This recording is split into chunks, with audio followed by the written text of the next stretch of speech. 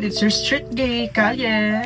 And tonight, mumukbang ako at the same time.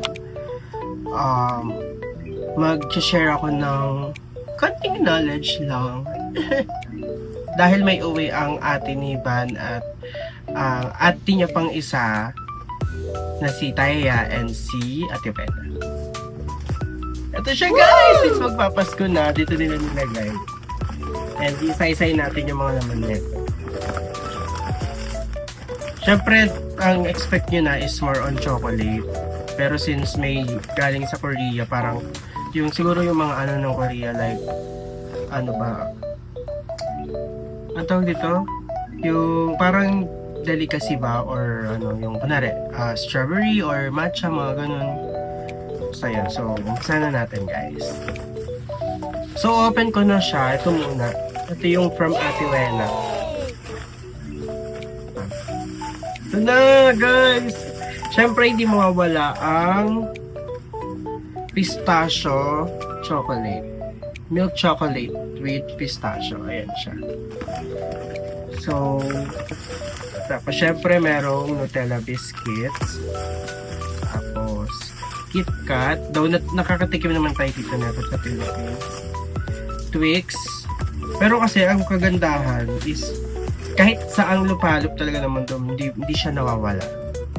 Ayan, meron siyang eclair, Tiffany eclair. Tapos Galaxy. Hala, baka sumakit kinalamunan natin dito pero go lang, laban lang. So Bounty meron.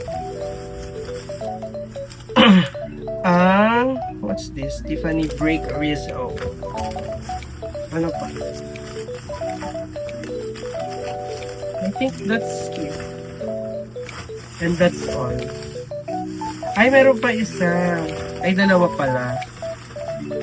Ito, Galaxy and Mars. Okay, so let's start. So mag-start muna tayo siguro sa maliliit, which is this 3 guys. Galaxy! Okay, ito na. Wait lang guys. Para at least, kung hindi ko siya maupos, diba? Kasi nga, tignan yung voice ko, meron pa akong repolling.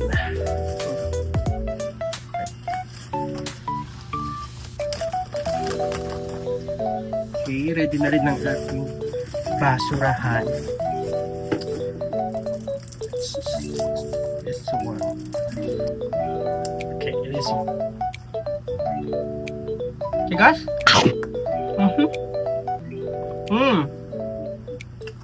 Grabe, pure chocolate siya. Nice. Kala mo talaga yun, no?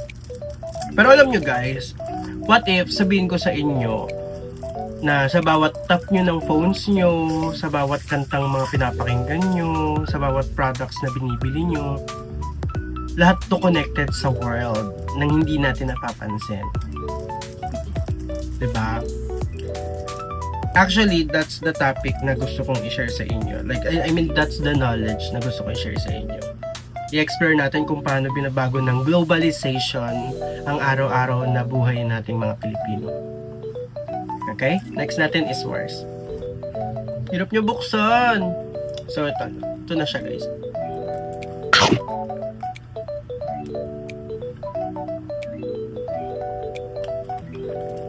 Puro katamisan. Nakakatakot kasi may dog kami. So, baka mamaya. Buti may basurahan. Like, prepared talaga ako kasi baka mamaya makain niya. So, next natin is yung eclair. So, yun na. So, ano nga ba yung globalization, di ba? So, ito yung connection ng iba't ibang bansa through trade, technology, travel, and culture. In simple words, parang lumiliit yung mundo, mas madaling maaabot.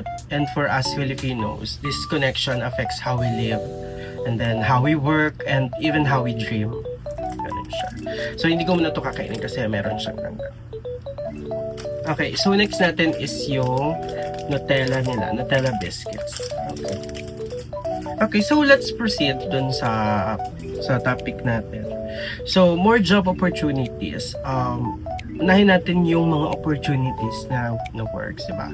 And dahil sa globalization, kayang magtrabaho ng Pinoy almost anywhere, like Dubai, ayan, katulad ni Ate Wena. Dubai ba si Ate Wena, B? So, diba, sa Dubai. Si Ate Wena nakapunta ng Dubai and then nakabili siya ng mga products from Dubai tapos napadala niya dito, diba? Like Japan, Canada, and kahit saan. Tapos, yun nga, dito sa Pilipinas, ang daming foreign companies na nag-i-invest, kaya dumadami ang BPO at tech jobs. Diba? Like kami, ako, personally, nag-work ako sa BPO. Even my partner, as an IT. Pero, siya, sa ibang bansa yung, yung account niya. And, this global mobility helps families, builds careers, at malaking tulong sa ekonomiya natin.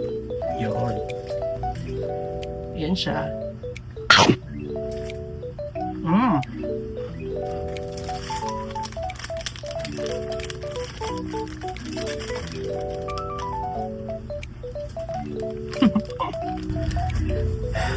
Okay, so next na tayo. Dito na tayo sa tops. So hindi ko na to titikman, guys. Last na to, ha, kasi ang sakit pala niya sa ngipin. Hindi kasi ko sweet tooth something ba yun? Walang. Pero yun nga, ito yung mga galing sa Dubai na uwi ni Ate Wena. Tapos going back again, impact number 2. Actually, yung sinabi ko kanina, syempre, is impact number 1, di ba? So, impact number 2, technological advancement. Okay. So, next is technology. Like, isipin nyo, guys, yung smartphone nyo, resulta yan ng global innovation. Like, online shopping, global system, video calls with OFW family, with Ate Wena, global network. Dahil nagsishare ng technology ang mga bansa, mas mabilis ang internet natin. Mas smart ang devices at mas connected tayo sa digital world. Ganon! And then, ito nga. Buti na lang nakakat-cut na yun siya. Pero ito, bubuksan natin siya ng pagganire. Isa lang kasi sobrang sakit. Hindi ba sobrang sakit? Like, parang ang na nung bagang ko.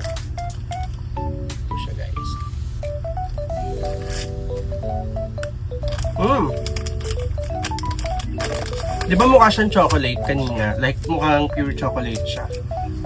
Pero hindi. Ano siya, halo yung chocolate niya, tsaka yung I mean, parang nakahalo ng pistachio sa loob. So, masarap. Okay, so babalik ko na yung iba.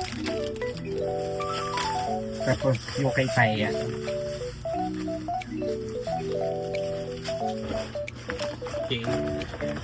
So, wag nasa bayong ay ang Market O Brown. So, ito din nalagay natin ito kasi chocolate naman ito. Ito is Choco Hazel. Choco Haim. Premium Ghana. Isa-isay natin siya ulit. Alam, merong nori, pero syempre hindi natin ito papapanin. Ito. Fresh berry. Yep. Ito, meron siya ditong sugar-free jelly. Zero. Ang cute! Sonia, I don't know what is this, guys. Pero, yun. Kopi ko chocolate. Meron sa Korea. Ito yung gusto ko. Matcha. But, yun. Kailangan takpan yung face ko para makita. Ayan! Oh my God! Para akong makeup influencer. Market O ulit, brownie. Anong flavor yung isa? Wala nakalagay. Pero ito cream cheese na nakalagay. So, yun. And next natin is yung impact number 3, which is education improvement. Ito yung maliliit na 0. Okay. Sa education din kasi, level up na yung mga yan. Students today can learn from teachers around the world. May online courses, international teaching methods, mga ganun, at global standards na tumutulong sa mga Pinoy maging globally competitive. Yung mga ganun, diba? Gusto nyo yun, guys? Ito na nakakainin ko na isa kasi pipina. So, may mga poporo, pepero pala, sorry. Pero wag na muna to guys kasi sobrang dami. Ganire. Ito, wafer. Ito. This one too. This caramel. Pero I think nasa pinutin. So, yun guys. Sa yun, may mga ganito. Honey butter almonds. Kinakain to? Sige, try natin to. Tapos, ito kimchi na. Okay, let's start na guys. So, mag-i-start tayo sa saan nyo gusto. Wala, kaya mo talaga. Comment down below kung saan nyo gusto. Cherries! So, na nga lang sa mga malalaki. Okay, yung 0. Ewan ko kung same lang tong dalawa. I think same lang. Ay, hindi. Kasi, walang pangalan yung mga to. Di bubuksan natin to. Kasi ito soft jelly daw siya. Let's check ha. Oh, diba? Ganda ng packaging. Grabe, the best.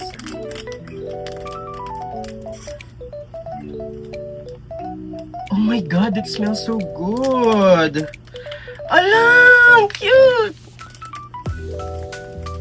Look guys, para siyang para siyang pearl. Nakikita niyo ba? Ayan siya. Oh, ayan. Alang, hindi niyo makita. Basta yun.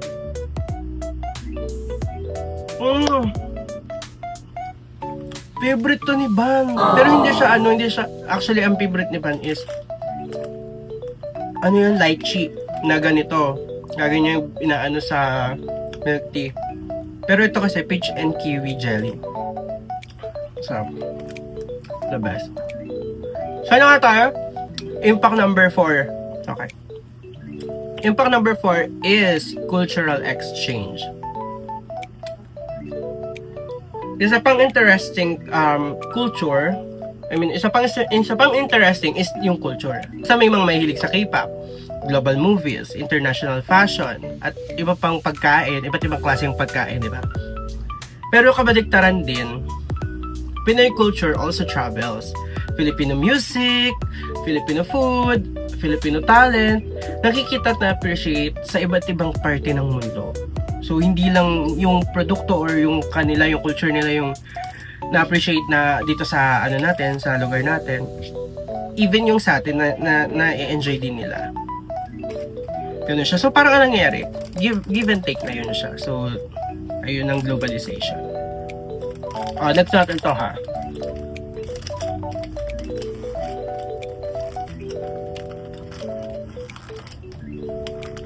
Kahirap buksan ba? So, ang itsura naman niya. Oh! Chocolate siya! Parang Maltesers. Ito, oh. Ayan siya. Crunchy chocolate ball. Sugar free. Dark chocolate. Ang sarap. Pwede ito sa mami ko kasi mami ko diabetic eh.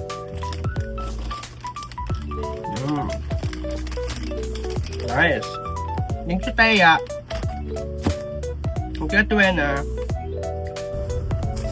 Okay, next natin is, sige, ito na lang, itong dalawa. Itong Marco brownies na isang chocolate tas isang cream cheese. Unahin natin chocolate kasi para isahang sakit ng ngipin. Charot. Okay. Ito siya.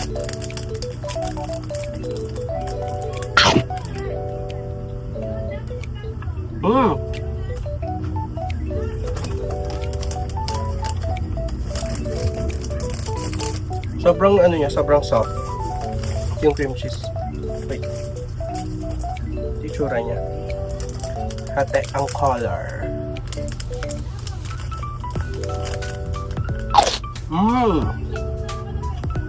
Ang sarap niya. Naglalaban yung chocolate tsaka yung chocolate tsaka yung cream cheese. Parang may pagkamaalat o ganun. Okay, next natin is impact number 5. So, impact number 5 is tourism growth. Okay, globalization also boosts tourism. Mas madali nang makita ng tourist ang ganda ng Pilipinas. Kaya dumadami ang bisita, mga ganun. And dahil doon, lumalakas ang local businesses, from tricycle drivers to souvenir shops. Diba? Example na lang natin sa sa Boracay. Diba? Kapag kasi ako, nakapunta na ako once sa Boracay. Ang sarap na ito ha. Premium gana, masarap. And doon sa Boracay ngayon nga. Totoo, madaming tourist doon.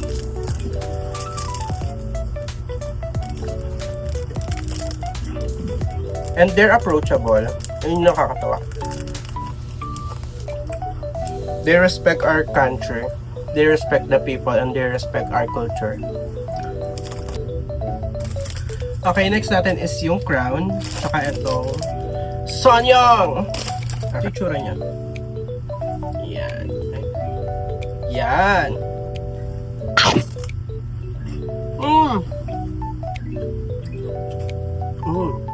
Chocolate siya sa loob. Diba?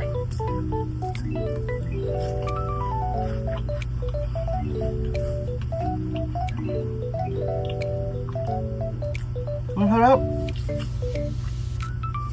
Kasi parang isang nakita ko nun. Sarap niya. Gusto ko pa yun. Pag ako nag-ibang bansa, bibili ko nun. Buyan ko kayong lahat. Charot!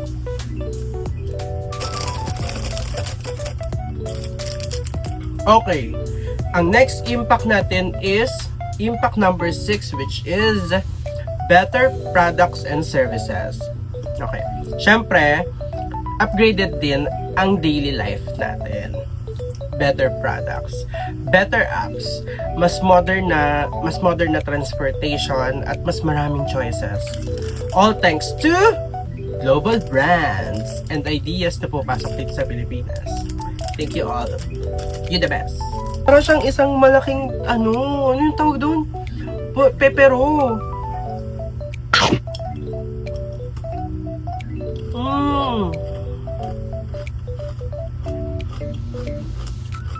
Kaya guys, yung marumi yan natin. Ay! Hindi pa mapatok na bebe! Pakinggan nyo ah.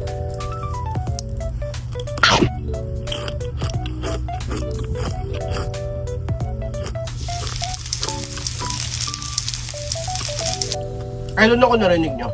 Pero yun. Wala kasi akong mic eh. Kung may mic lang ako. Busin ko ito kasi sa akin.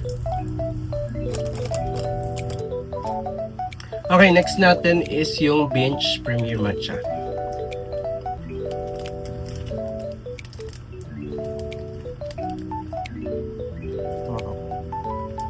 Ito ko sa inyo. Siya guys. Yan! Ay! Yan!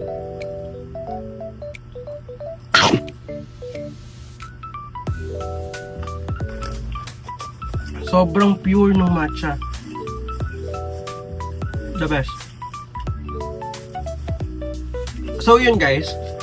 Going back ulit. Actually, ayun na lahat ng impact. So nasabi ko na lahat. And to wrap it up for you, to all of you guys, again, globalization connects us to more jobs, better technology, improved education, cultural exchange rather, stronger tourism, at lahat mas quality na products and services.